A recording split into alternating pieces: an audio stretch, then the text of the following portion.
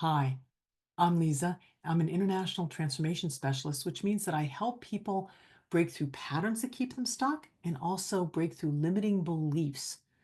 For example, if you've ever been told that you're too sensitive, I'm here to tell you that sensitivity isn't a flaw. It's actually a form of intelligence. And in today's video, we're going to explore how to stop hiding your sensitivity and start honoring it as a powerful gift. What if the world needs more sensitivity, more of you showing up the way you are, not less? And what if your deep feelings, your quick intuition, those big reactions you have, what if they're signs of strength and not signs of weakness? Yeah. So let's talk about how sensitivity, when you own it and when you nurture it, that it becomes a superpower for yourself. And I know from whence I speak. Okay. So see if any of these patterns sound familiar to you. If you've been told you're too emotional or that you're overreacting, if you've ever felt that you're actually taking on people's energy and feeling their overwhelm, right?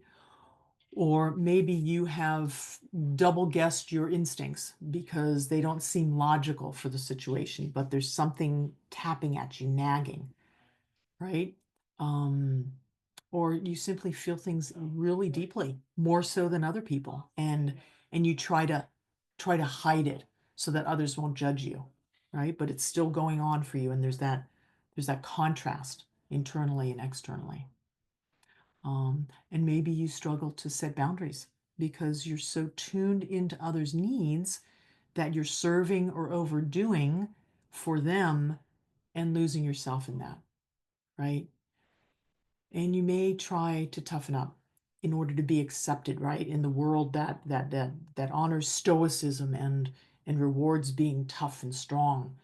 And your own sensitivity and that ability to feel deeply, you try and roughen it up so you can be accepted out there in the world. So if you feel any of those things, you are not alone. And I can relate to a lot of them because I've walked this path that I'm speaking to you about. And here are a few ideas, different perspectives that you can use if you like as guidelines. So, one thing is to know, for example, that sensitivity is a heightened awareness. It is emotional, spiritual. It is energetic, and people tend to shy away from that because it can sound so woo woo, right? But there is an energy about it that we feel things, we're sensitive to things that maybe other people aren't. And we can end up doubting ourselves, right? Maybe you've gone through that. And I want you to know that your sensitivity is actually a tool. It's a strength that you can use. You can use it to understand others, to have empathy. You can tune in and listen. What do I know here? What intuition am I having? And it also allows you to connect at a really deep level. And I have a feeling if you're relating to this, you already know that sensation that you can connect in a way that most people can't. That's a gift. And you can hone it and you can take care of it and take care of yourself with that gift. And when you honor your sensitivity, it actually can give you, I don't want to say an edge, but it's a benefit in relationships, right? And in leadership, if you're in a leading leadership position, that you can lead with a lot more understanding and strengths because you're bringing a lot more to the table than only your professional expertise. Or maybe you're a creative, maybe you're an artist. When you tap into that sensitivity and you see it as a strength, it's going to infuse your artwork, whatever it is, whether it's visual, audio, technical, it can infuse it in a really powerful way. So, storing your energy doesn't mean you become hard, right? So, with that sensitivity, with the energy that you're picking up on, when you take care of it, it doesn't mean that you have to become hard. It means that you are wise to what your needs are and how you can utilize yourself the best. And you can learn to regulate rather than to suppress what you're feeling. Your feelings give you mastery. You really have something very special. And it's also true though that it gets difficult to set boundaries, but they're essential so that you can wield that sensitivity as a strength, because if you're not setting boundaries, you can get lost because you're feeling so much all over the place. So it's really important that you set those boundaries in a way that cares for yourself and is also respectful to others. Yeah.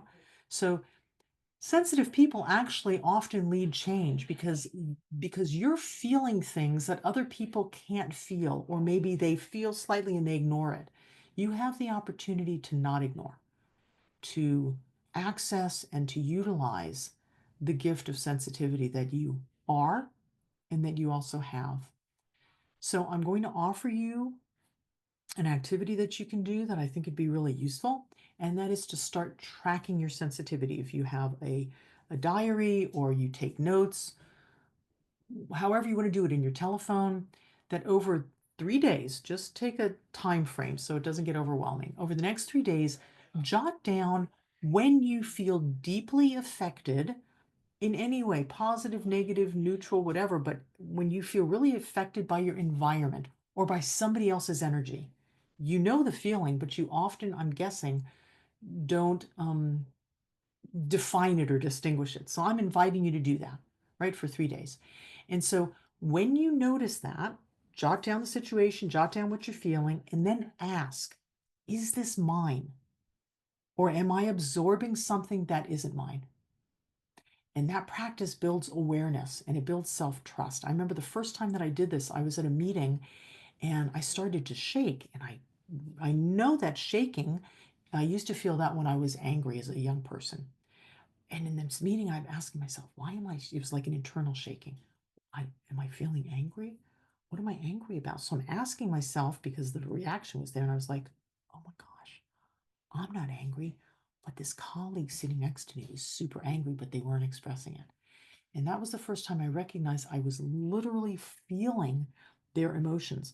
So I learned to build that stewardship around my own emotions and my own guidance system. And then I'm able to help people and say, hey, I'm noticing something in the room. Are you maybe feeling something different? Or how are you feeling right now? I can utilize that gift, but I have to take care of myself first. And I'm inviting you to do the same. So if this gave you a new lens on your sensitivity, go ahead and like the video and subscribe to my channel and share it with someone else who is a deep feeler, someone that you know. And you'll find links in the description for tools and practices that will help you funnel your energy in a really good way and learn to trust your intuition and turn your sensitivity into a strength. I'm Leeza Steindorf. Be well.